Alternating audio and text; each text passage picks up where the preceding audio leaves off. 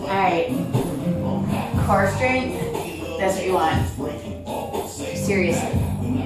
If you have core, you've got everything else. I promise you.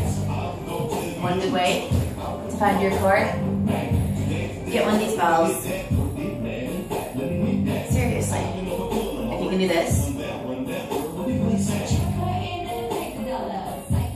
that's your core. And it looks like this. It's not easy, but it's good, so it goes.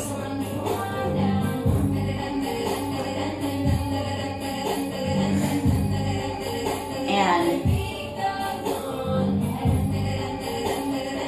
it's really easy to measure.